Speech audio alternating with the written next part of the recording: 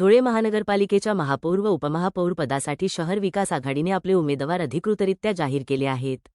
शिवसेना शिंदे गट व राष्ट्रवादी काँग्रेस अजित पवार गट यांच्या शहर विकास आघाडीच्या वतीने महापौर पदासाठी गीता तुषार नवले तर उपमहापौर पदासाठी इरफान अन्सारी यांनी आपले नामनिर्देशन अर्ज दाखल केले। नामनिर्देशन अर्ज दाखल करताना शहरातील राजकीय वातावरणात उत्साहाचे वातावरण दिसून आले।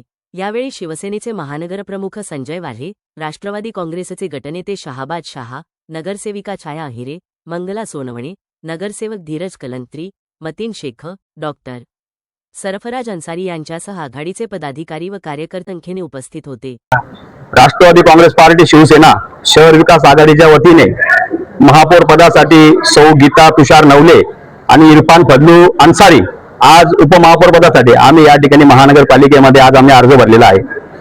आणि 6 तारखेला या ठिकाणी राष्ट्रवादी काँग्रेस पार्टी आणि शिवसेनेचा महापौर उपमहापौर या धुळे शहरामध्ये नक्कीच आपल्याला त्या ठिकाणी बघायला मिळेल।